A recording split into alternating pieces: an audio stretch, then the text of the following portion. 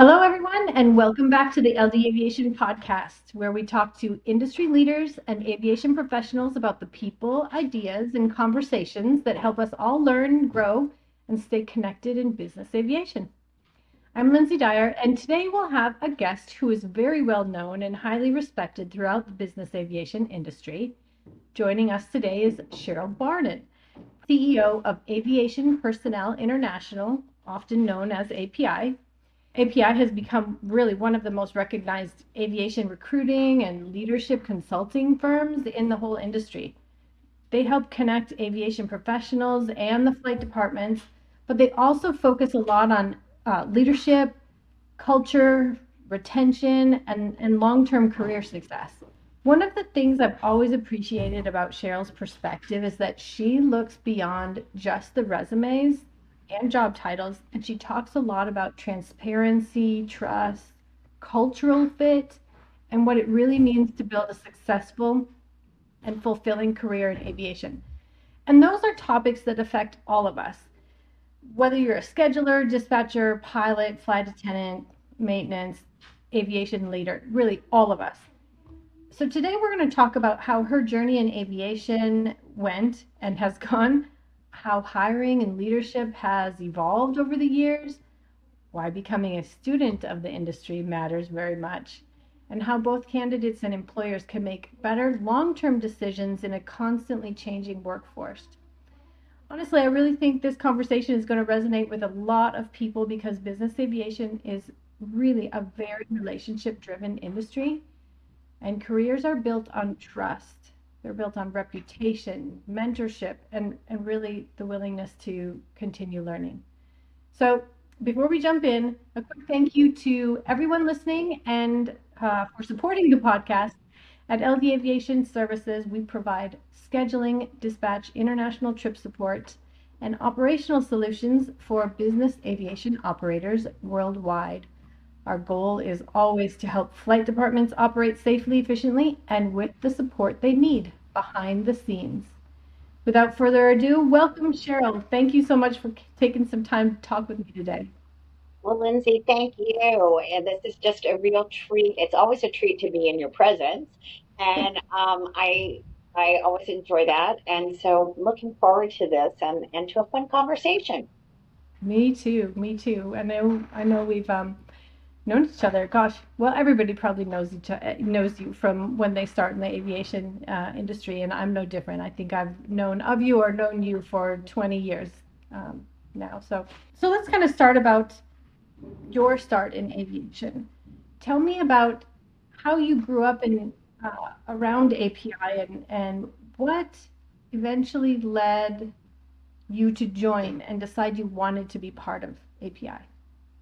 That's a fun story, and I guess I'll start. So, when I was in, my mom was in business aviation before I was born. She Okay. started in business aviation working for a company called Pilots Employment Associates, PEA, out of Teterboro. And then when I was born, she left and moved to New Orleans with my dad. My dad took a transfer there and, well, kind of didn't work, but still would come back to PEA and do projects for them and do a lot of volunteer work. And finally, when I was in second grade, her boss from PEA said, please come back full time.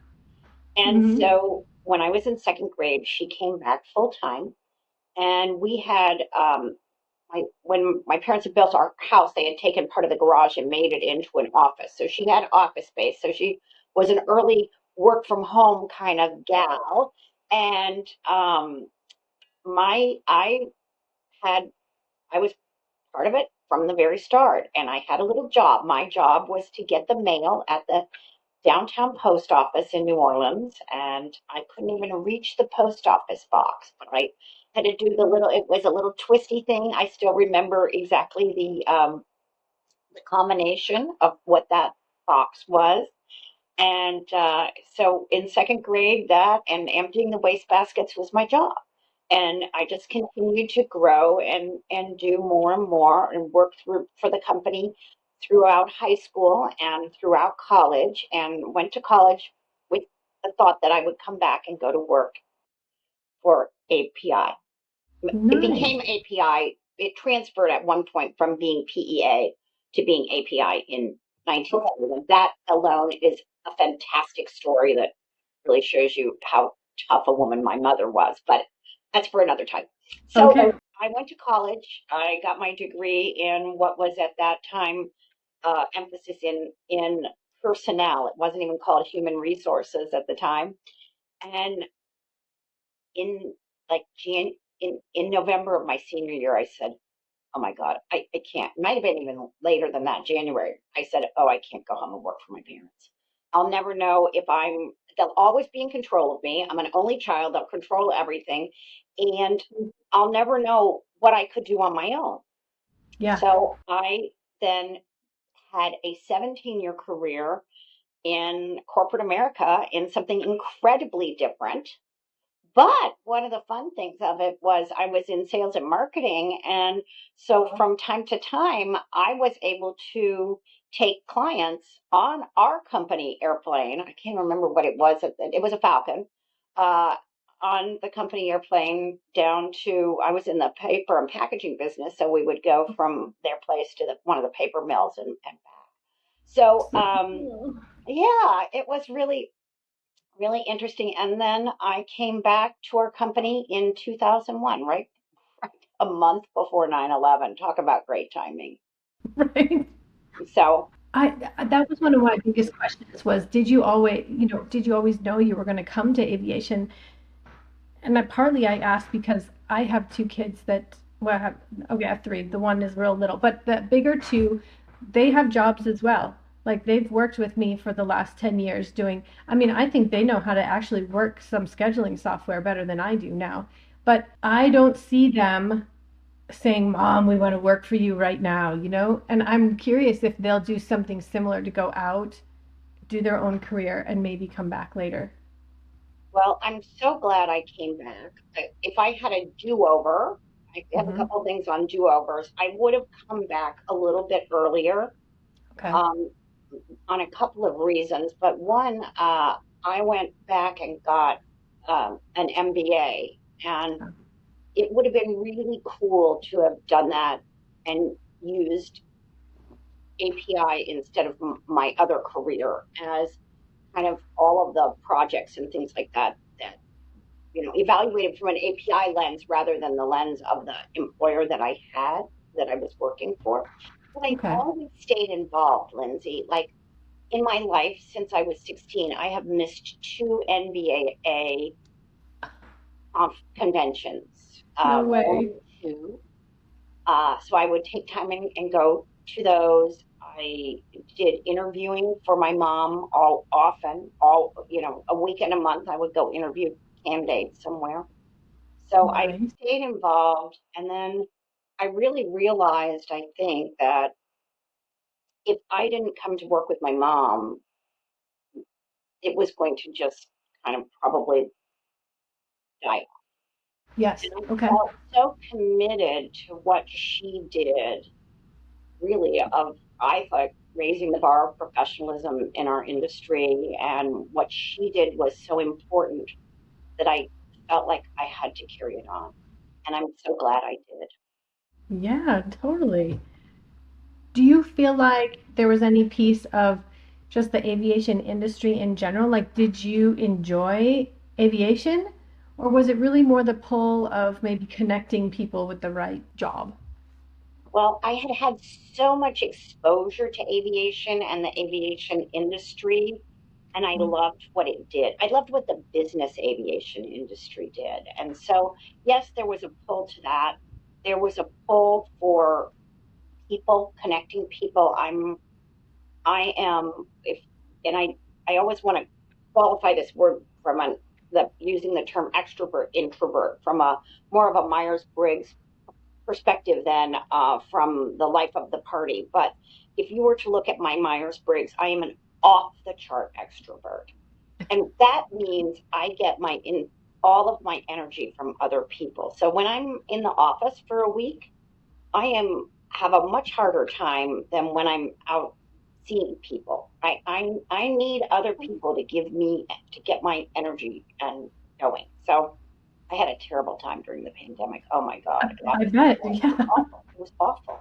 There's, yeah, definitely different people work in different ways. And yeah, I can imagine a lot of people struggled with that, just not being able to see people in person. Yep. Yep.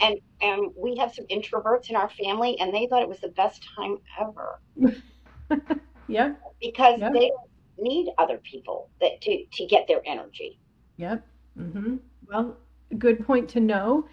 Okay, and then I'm just kind of talking about that. I'm going to ask a real quick question about maybe if somebody's coming into aviation, they're early in their career, maybe right out of school of some sort. Any quick piece of advice you might give to them? I would say be curious, be thirsty, um, try to network as much as you possibly can. Okay. And there are so many opportunities that our industry offers, even, the regional groups with MBAA. I have watched some young people do just tremendous things by volunteering, by Mhm. applying for every scholarship that's available. There are so many scholarships. And when I see young people come through who say, well, I got a type rating because I applied for this scholarship and CAE gave me a type rating in this, those are the ones that I'm like, okay, they're going to go far. Sure. They're really getting in and learning and sticking their hand up and saying, pick me, whether it's a scholarship or, volunteering at the local group's golf tournament. Golf. Those, Yep. those are all great ways. They sure are. I just did the NorCal California golf one, and they had, I don't know, 8 or 10 university students that were volunteers. They even had them up on and speaking in front of the whole group. It was great practice, and then they were showing them how to pass out their cards, their business cards, and it was it was really cool. I think that was probably the first golf tournament I had seen that at.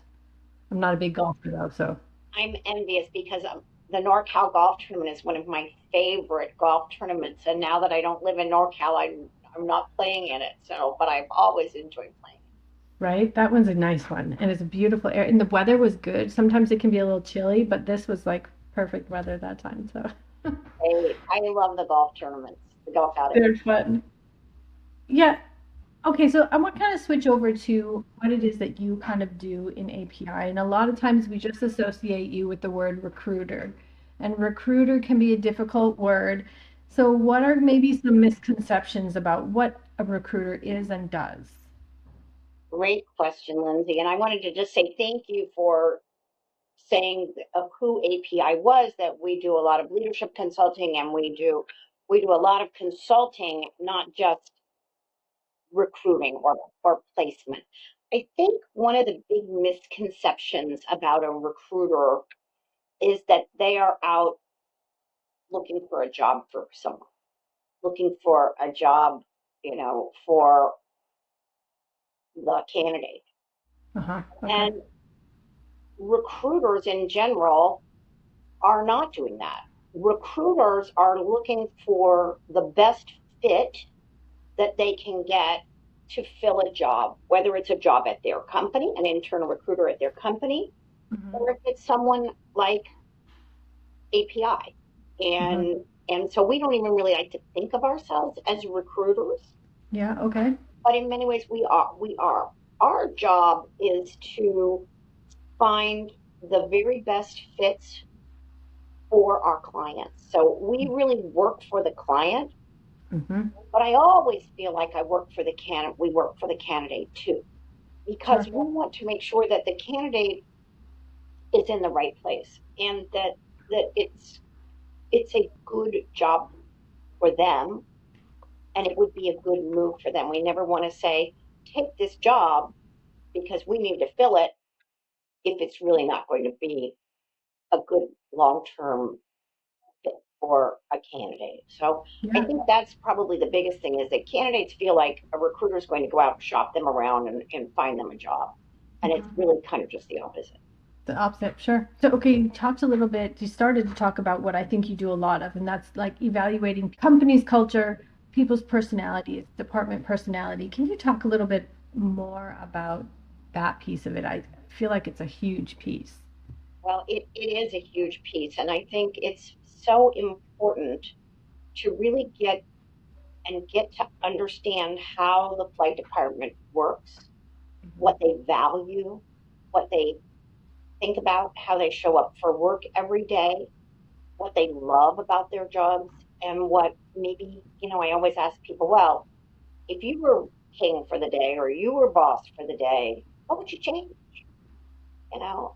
And that's a really good question because then you start to see, okay, well, here are the areas where this group might be able to make some improvements. Mm-hmm. But Yeah, culture, you know, people go to jobs because of culture, and people yeah, leave because of bad culture. And yeah, we've heard many times, oh, they have such a toxic culture. And yeah, when you see a flight department or any group, it doesn't even have to be aviation, but especially a flight department, where you see kind of a revolving door, there's yeah, definitely a culture problem there, I would say, yeah. and a culture problem often stems is part of a leadership problem. Mm-hmm. Could you give me a couple of ideas of, I don't know, good cultural situations? Like, I assume some cultures are very family oriented. So if you have kids and you want to make sure that you're at all the basketball games, then you need to find a flight department that really is accommodating to that. Some people are very particular in their processes and some are not. I think there's lots of different cultures, and culture should be is always evolving. And once you've got it dialed and it's really good, you got to keep moving forward with it. And I think what makes cultures good and strong is a leader who is really self-aware, who who listens to what the organization is saying, and sometimes more importantly, what the organization is not saying, Okay. and then and acts on those things. Um, and and really listens. We talk at API. We talk often. Every time we do a search, we cover lots of information, and we have you know aviation directors who say, "I want to learn. Tell me everything. I need to know everything of what's going on within our flight department." So we come back and you give them the feedback, and one of them says, "Hmm, noted, got it, noted." The second one will say, they just don't understand. It can't be, they don't understand where I'm coming from. They don't understand the pressures that I'm under, and all of that stuff is kind of malarkey because they don't understand. And then you've got the third director of aviation who says, oh my gosh, tell me more. What do I need to do with this information? What do I need to do? Those are the organizations that have and will continue to build good good culture. Yeah. And yes, every culture is different. Some is very family oriented. Some, you know, some cultures are incredibly rigid. Yeah. Some are rather loose and blurring at the edges. So Yeah. the culture that's toxic, the culture where there's infighting, where there's things going on, yeah, those are the cultures where I think a leader has to often take a very tough move and a tough stance to cut out anything that might be cancerous. And unfortunately, Mhm. I've seen many leaders who don't do that or do not have the support to do that. And usually the leader is the one who takes the fall. Sure. Yeah.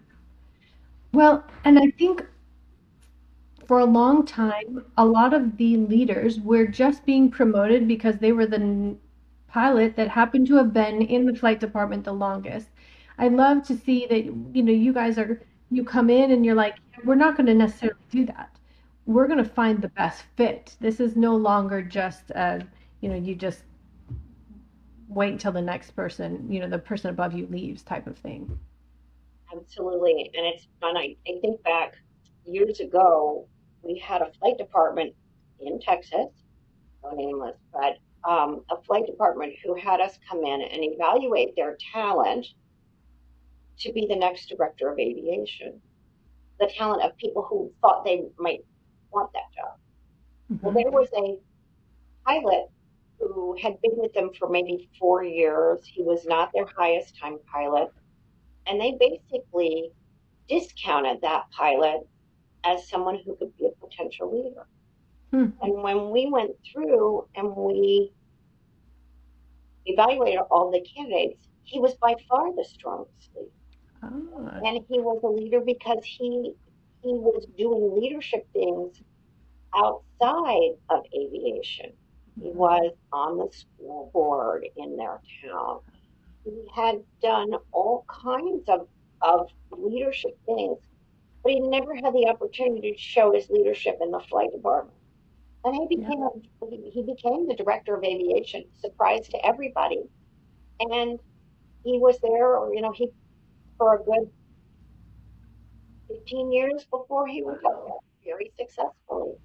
So yes, we have the habit of promoting the highest time pilot or whatever. One of the things our team really values is when we're working with a client who says the leader doesn't have to be a pilot.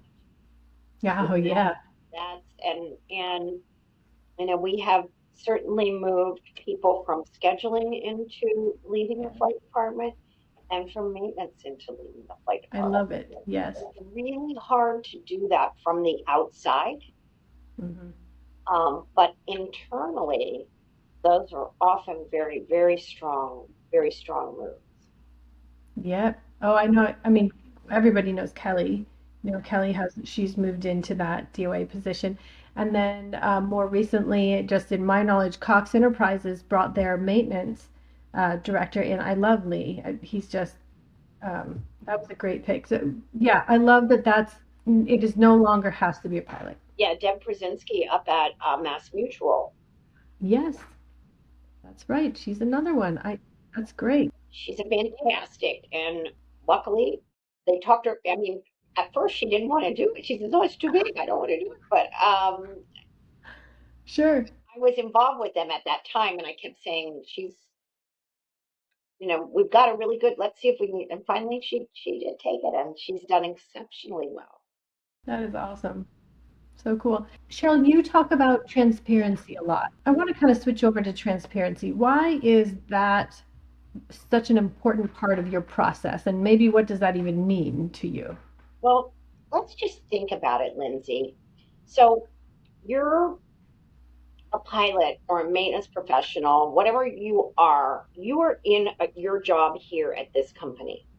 Hmm. And now you're thinking, well, maybe I'll take another job. Maybe it's time for me to move. I'm going to evaluate this job over here. Or somebody has come after me to say, you should really be looking at this particular opportunity.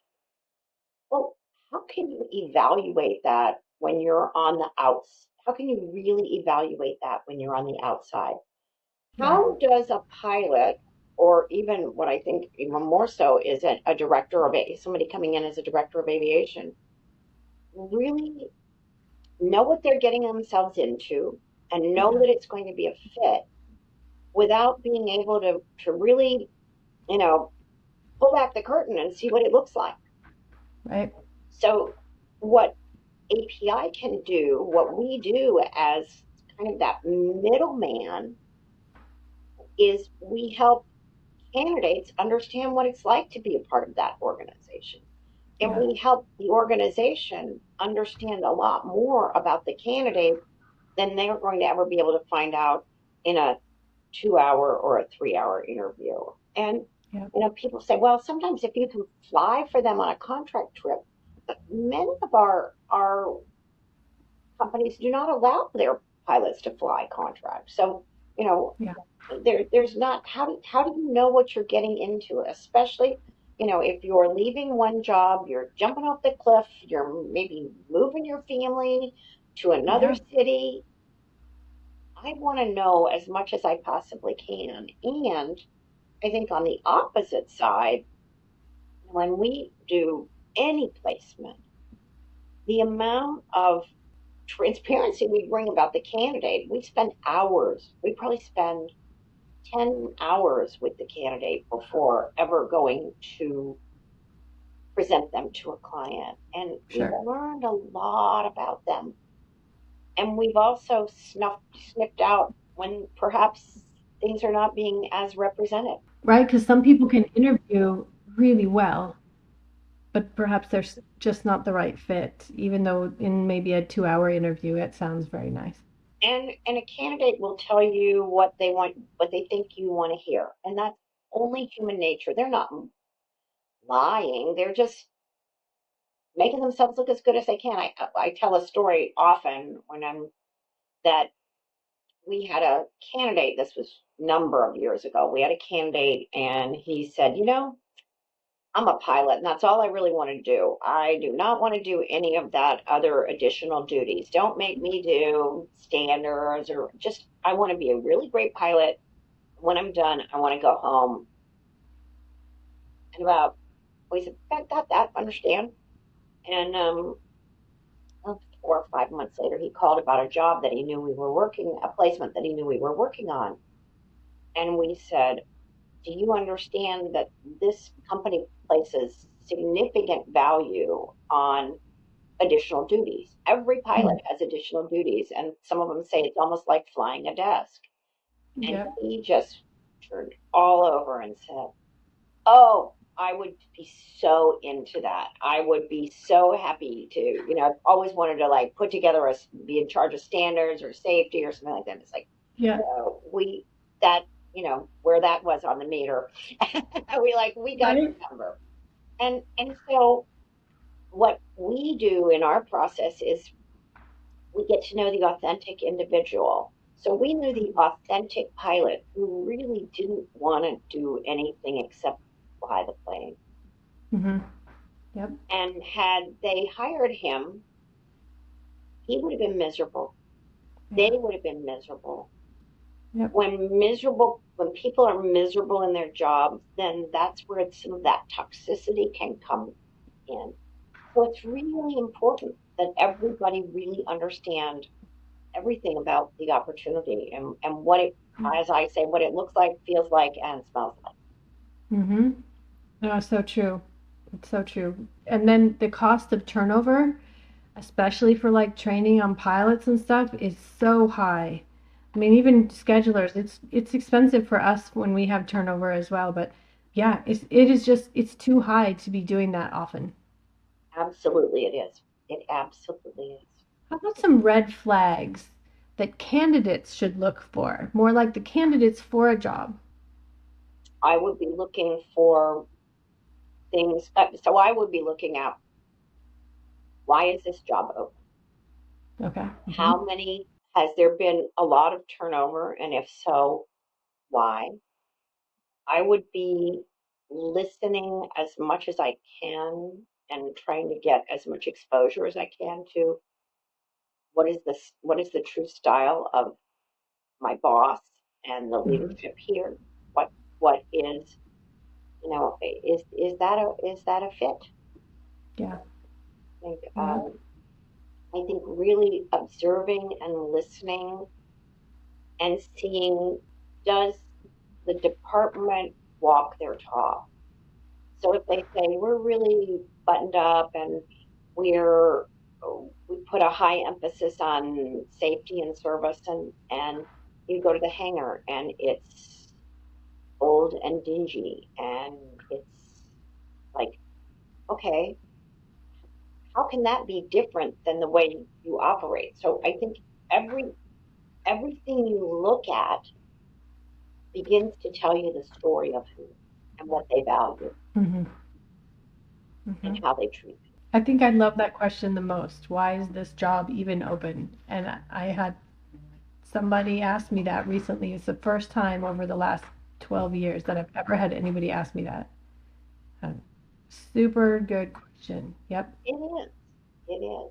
Okay, how about employers? Like if as an employer, How can we create trust and transparency while we're recruiting? Like, is it in the job description? Is it in the interview? How do we make them, well, I guess, trust us, want to work for us, but in a truthful way? That's a really great question. And I think the more you can open up your flight department to let candidates see what it's like, letting them interface, if possible, with, let's say we're hiring a pilot, letting them interface with other individual contributors and finding out, what do they like about it. We have some clients who really allow pilot candidates, they have a couple of pilots and they send them off or let them, kind of just talk about what it's like to be a part of this team Yeah. and Mhm. what the good, like I said, the good, the bad, and the ugly is. But and hopefully there's not ugly. But I Right. think the more you can do that, I think that becomes very much more difficult when you're hiring a new leader because I'm not a believer that your direct reports should be interviewing you. And many Okay. times all of those things are needing to be done in deep confidence. Problem is, anytime you say, "Oh, I want you to meet all my other pilots," now, if you are needing to be stealth and under the radar screen, Hmm. now you've got all these people who've been exposed, and then they start calling their friends and saying, "Well, what do you know about that Lindsay Dyer? What do you know?" And meanwhile, it gets back to Lindsay's employer, who says, "Lindsay," Yeah. and puts you in a bad spot, Yep. and an even worse spot if you don't get. So that's what we don't, Sure. Yes. the confidentiality around it. So it's hard. But I don't know how any flight department could hire a leader from the outside without the kind of information that we can bring. And I don't know how a director would want to do that without being able to get their nose further under the further under the tent. I was just talking with somebody earlier this week, and he said, "Oh yeah, I saw that posting, but if they're not using you or one of your other competitors, other people in the Right. industry that I trust and that I admire, I don't think I'm not going to apply for that." Yeah. Good point. It's such a huge position to be running a flight department. It's a lot of money. There's a lot at stake. There's a lot more at stake than in a lot of other hires that any company would do. So, to Yeah. me, advertising your VP of aviation online, Hmm. would you advertise your CEO's position online? Right. Right. Would you advertise your chief marketing, your chief HR, chief human relations officer online? Yeah. Probably No. not. Mm-mm. You're going to Nope. promote from within, or you're going to go to someone who specializes in those Hmm. roles. And it seems like you might be able to make that correlation too with a flight department that is going to be have longevity, the ones who are using like a company like yours. I want to kind of somehow connect that really to the fact that there's a lot of 91 departments going to jet cards or a fractional, and their executives are being sold on a this is going to be easier for you, etc. But if you find a company who's using API, it's obvious that they're investing into the flight department, and that's, I don't know, maybe not direct correlation, but it seems to me that that would have more longevity than not. I would think so, and I would think it would, to me, it would give me, if I were someone looking there, I would say this is a company that really invests in their people. They make sure they've got people, they've got the best, they've got people who work well together. So I would look at that as this is a company that really that cares, that does things right. Yeah, One of the things that bothers me sometimes is we have companies that they'll hire us to do all of their leadership searches, but they yeah, won't. extend that down to individual contributors. So to me, that says, well, that means these are important jobs, but these individual contributors, they're not so important. Maybe they're a little more expendable. That Mm-hmm. that's what bothers me. I think if you're going to do it for one, you do it for all. Right? I see nothing wrong with that at all. And oftentimes flight departments, it's not, we're not talking 100 people No, in most 91s. You might have 10. no. And hopefully, the one thing about our work is we say if we do our job right, there's no repeat business. Yeah, We can't go and say, we did a really great job for you. Now let's hire somebody else because everybody's there, you know. right? Very good point. Very good point. Okay, so let's kind of switch over. Let's say now this person has been offered a position. Perhaps one of our listeners has been offered a position. It sounds great. Maybe there's like a big salary that goes along with that. But we know that salary is not the only thing that we need to consider. Can you talk a little bit more about that? What other things do we need to look at? Well, I think there's so many things to look at. So, when you're talking about salary, you're also looking at benefits, and how does this fit my long-term goal? Do I have an opportunity? Is there good benefits, 401k, whatever it is that I need?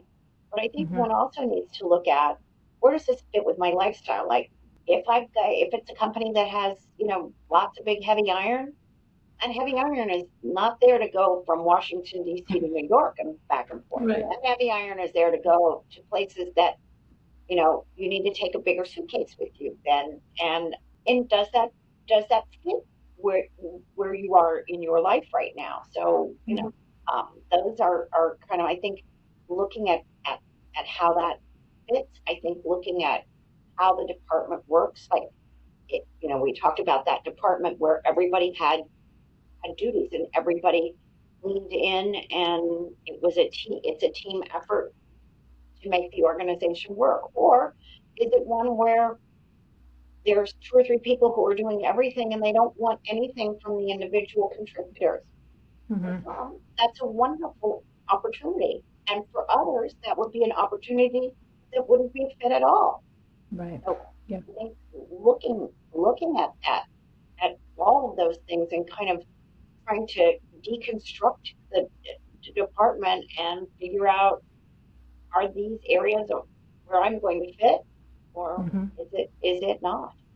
Hmm. Hmm. I see it sometimes in the scheduling dispatch section where you've got somebody, it's like a great job, but like you're saying, heavy iron, like they could have large aircraft, which means international, which means you probably should have some technical skills. It needs to be more than just your domestic calling the FBOs. And I've seen people go to different departments and not fit because not that they don't have the technical skills, but maybe they don't care to use them. It just doesn't interest them. Is there any good way to truly know if the role is the right fit? I think the more you understand about it and the more you're excited about it, Hmm. I think if there's a natural excitement about Hmm. it, the more you understand the and know the people you're going to be working with, to Yeah. know that it's a right fit, Okay. and that everything lines up. Is it the right stat? Is it the right compensation for the role? Is the Hmm. principal the right kind of principal that you want to be working for? Hmm. Sometimes the high, we can get very excited by high dollar, but sometimes Hmm. the high dollar is there for a reason, because we call it hazard pay, because Right. it's a job that expects has perhaps unrealistic expectations, Hmm. or has a principal who's not very nice. Yep. When I look at schedule, again, all of my experiences in the scheduling dispatch world, but I would love to have more people ask what the principal is like because some of the principals know that aviation can go at a drop of the hat and they are not necessarily going to give you extra time. It could be like, hey, we're doing all these changes, could be en route. And then there's others that are a bit more, I don't know if I want to use the word polite, but they're giving advance notification of changes. They're really planning out that schedule. And which one of those types of people do you want to work with? Do you not mind those last minute changes, or is that going to derail your whole day? Yeah, yeah. And I think, of course, anybody with an airplane, they have it so that they can have that flexibility. But are they sharing? Are they giving upfront? This could happen. I know that I'm going to, we're flying to Madrid and back, but there very well could be that we need to drop over to wherever, and Yeah. the more one can come and do that. But I also know that there are many CEOs who want to keep all that very, very close to the vest and Yeah. private. Have you ever seen somebody that might have made a decision, took a job that they just really regretted? I'm sure. Yeah. Um, I think when the job is misrepresented, Mm, sure. and yes, now have those been through API? I would like to say no. Right. Yeah. Yeah. I do know people who have taken jobs and realized once they got there that what they were told, that I used the term earlier, that the company didn't walk the talk, and Hmm. and I think many times that's around two different things. One, it's around safety, Mm, and there yes. are groups that say safety is first. That's we're the safest and all, and then we find that those lines are blurred, or we get there and we find, from a pilot standpoint, oh well, yeah, we have standards. We have Chuck standards when you fly with Chuck, and we have Bob standards, and we have Nancy standards. So you have to know Yep. everybody's standards because we don't have a departmental standard. We have everybody's standards. And Yep. so that being one, and then the other is the misrepresentation of our days off, or how much you're going to fly. And a lot of times that's where I see people have taken a job believing it's going to be one way, but it's Yep. not the way it was represented. So funny. Yeah. I mean, I did have one time where I picked a job out of the 91, Part 91 type of flight department, which was different for me. I spent 1 week and I knew I had made the wrong decision, man. That was a rude awakening. It's a But it shame, doesn't take long. and it's really really hard when that happens. Yeah. You feel like, oh my gosh, I left a great job and went to a new one. But it's all right. That's And sometimes lesson learned. and that same thing can happen when there's a leadership change. So back when I was in corporate America, Yeah. I was hired to be a cultural change agent at a company, and I was um, doing that, and then all of a sudden there was a change of leadership. And Uh-huh. my wonderful boss got a promotion because he was a great boss. And I went Mhm. from being a cultural change agent and a visionary, a valued visionary, to being a cultural misfit overnight. Oh, wow. Yep. And then you are saying, okay, well now what do I do? Hmm. Yeah, it can definitely happen that way too. Yeah. You talk about being a student of the industry, and you've talked even a little bit on this podcast about that. Tell me more about what that means. So to me, being a student of the industry means that you do more than just your job. You do Hmm. more than just, whether it's fly the plane, maintain the plane, schedule the plane, service the plane. You've got a curiosity and you're wanting to learn more about your industry, about the job that you have, versus saying, I'm here, I'm doing this, this is what I do. So Hmm. I think, everything from listening to a podcast like this Hmm. to getting involved with your local regional group, to serving on a committee, to taking, some of these. programs that NBAA offers, like the Sustainable Flight Department and things like that, where you're getting a certification or you're getting more knowledge. Even Mhm. just the 40 under 40 groups that have virtual meetings and virtual happy hours or whatever. Those are Yep. ways to, I think, become a student of the industry. And Mhm. whether that's a student of the industry because you're reading about it or because you're interfacing with people who are helping you learn more about it or see more of it. And that's what, when I look at a candidate, where are they? Are they living and working in the industry, or are they just doing a job? Yeah.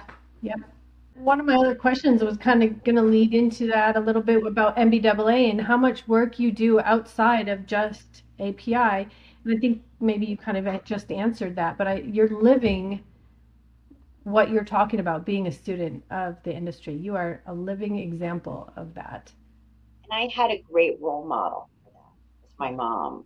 Yeah, And so it's really, cool. I wish I could turn my camera around so you could. I have some of my mom's lifetime achievement awards here Cool. in the counter, and it's really, she taught me how to be a student of the industry. And I did that in the industry that I worked in prior, which was not at all the aviation industry. So it's a core piece of you, You not not just aviation. right? Ah, so cool. Very cool. Hopefully more people that are listening can just understand how important that is. I love that. Student of the industry. Very cool. You talked a little bit before about leaders who might have to come in and change some company culture, but that they might get stuck either because I think you mentioned maybe they're not being allowed to change the culture or they don't maybe have the skills for that. How do we allow for that to happen if necessary so that we can become that employer that everybody wants to work for? Well, I think it takes a lot of, the employer everybody wants to work for. We call that the employer of choice. And Okay. and to be an employer of choice, your people are passionate about loving working there. And Mhm. that takes the leaders, that takes the team, having the right team members. Yeah. That leader has to have the right support from the organization and from his or her accountable executive. So it's an all team effort. It's not just one person. It's Mhm. an all team effort. Sure. And I think Yep. the hardest thing is when you have the wrong people on the bus. Yeah. And even I I'll go back to when, I referred to that time in my corporate career where I was, firing on all cylinders, and then everything changed. And as I look back on it, I probably became one of the kind of people moving the organization to toxicity because I I wanted the way it was to come back, and the way it was not going to come back. Hmm. So I Right. needed to either get on board or get off the bus. And I chose Yeah. to get off the bus. Yep.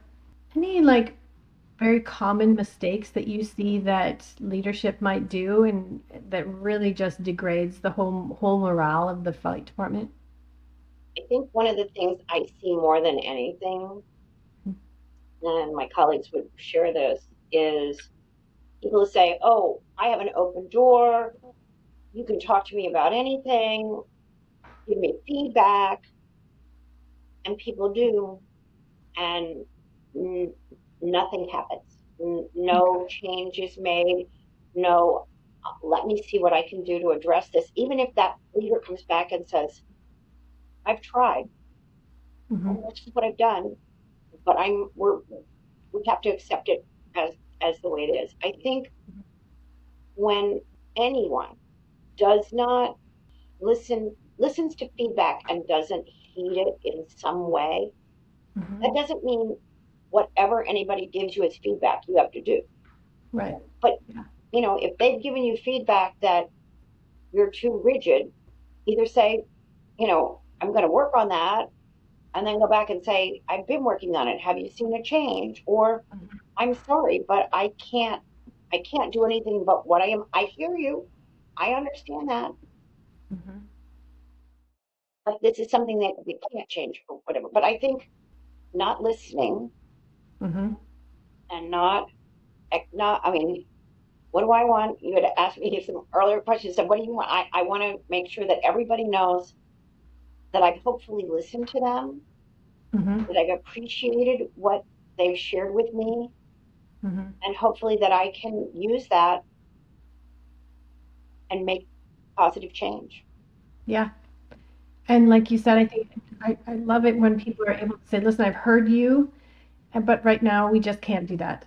I mean, it's not, I have to do that sometimes. Like, I hear you on this, and I know it could be something as simple as time cards. I know my people hate the time card thing. Nobody wants to clock in and clock out, and I get that as a pain. But at this point, that's all I can do. And so, but as long as you have, I guess, completed that loop, that communication loop. Hmm. And I try. I'm not perfect. I'm far from perfect. As my team. Mine too. But I think that and self-awareness, being Yeah. self-aware. I wasn't saying any tools like for those of us listening, and like what tools would be great to use to be more self-aware. So I think one is, have have I seen this before? Has this problem come up before? And if it has, what's my role in it? Hmm. What is my role? Do I have this problem with just Lindsay? Hmm. Or did I have it with the person who was in the job before Lindsay and the person who was in the job before that? Those are the kinds of things I think are parts of are real parts of self awareness, is to step back and say, okay, I don't like this. This is uncomfortable. This makes me mad.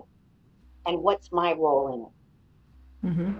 Where do I Great. have responsibility? Where do I not have responsibility? Well, great tip.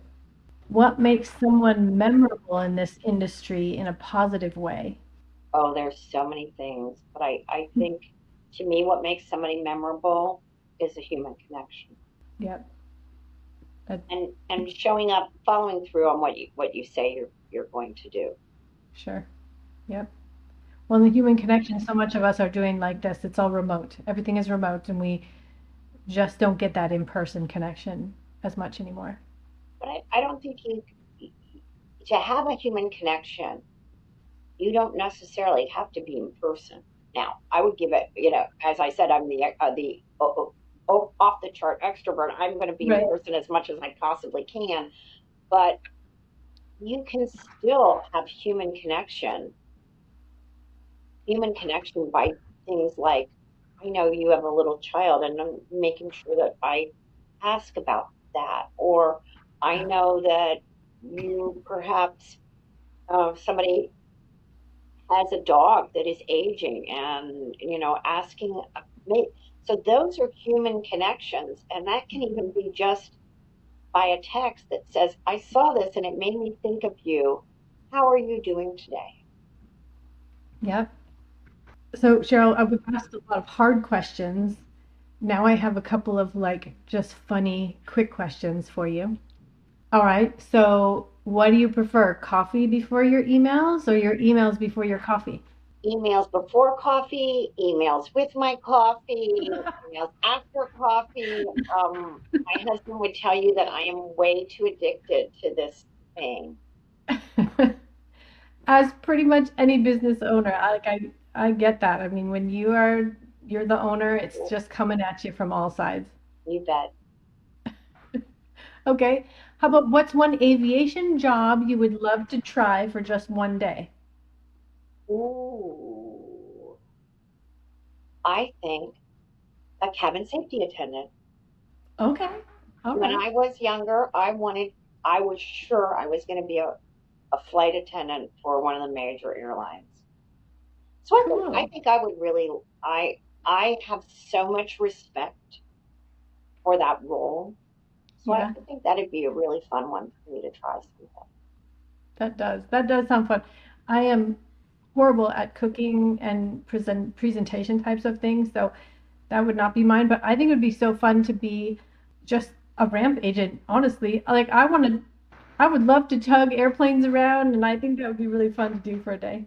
Okay, how about window seat or aisle seat? Oh, I'm really not just window or aisle. I am aisle on the left side of the plane because I want Okay, my right elbow out when I'm working on my computer, sure. and I want to be in the exit row. Oh yeah, okay. I want to be in the exit row, not just for the space, but I want to be the first one out. Yeah, makes sense. Yeah, it totally makes I sense. don't go to the window seat. I mean that's the first one out. Yes. Well, the third, second or third is not bad either. Out. Let them open the window, I guess. Yeah. Or I'll just elbow them out of my way so that I can open the window. There we go. I look at the boarding card. I look at the card every single flight Really because interesting. Bo Altman, who started facts and that training, he told me if you look at that card, no matter how scared you are, it's going to pop right in. It's going to be vivid. It's going to Okay. be vivid. You will remember where those exits are. You will remember those things. So I look at it every time. Ooh, that might be something I'll change going forward, just in case. What about a book or a podcast or some sort of resource that you recommend most often? So the book I recommend most, I'm not as big on the podcasts, but the book I recommend most often is an old tried and true book. Okay. It is Dale Carnegie's How to Win Friends and Influence People. And Okay. I think it is just a great book about being a human. I've not read that one myself, so I will definitely go find that and read it. And they've updated it. You know, they've updated, but in that Dale Carnegie went it's back to like the 20s or 30s. Yeah. Yeah. But really and truly, of classes that I've taken, Hmm. that to me was probably one of the most pivotal development classes I've ever taken. I'm a huge fan of it. All right. I'm going to look it up. Sounds great. Final question. When someone leaves a conversation with you, what do you hope they feel? Well, I hope they feel that they've been heard, they've been listened to, they've been acknowledged, they've been cared for, Mm-hmm. and that they've been appreciated. Mm-hmm. I love it. Well, I've really enjoyed this I conversation today, Lindsay, Cheryl. it's really fun. There aren't that many female entrepreneurs here in business aviation, so I Right. always cherish times I get to spend with people like you who run their own businesses, who came with an idea and acted on that idea. You've built such an amazing business. It's been fun to watch you grow. So thank you so much Thank you. for letting me be a part of this. Oh And my gosh.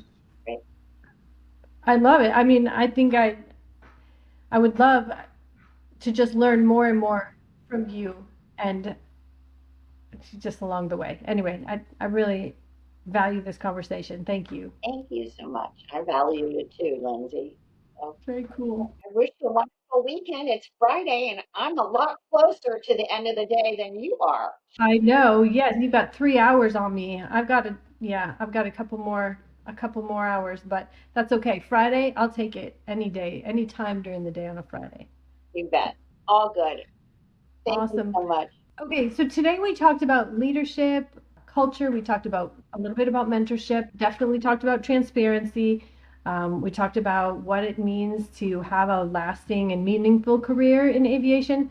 And I really think one of the biggest takeaways was what you were talking about is about being engaged, staying curious, wanting to be that student of the industry. And I think that really matters. And I think our listeners are going to hear that, feel that. So whether someone's just getting started or has been in the industry for decades, there's really always room for us to grow and continue expanding our knowledge.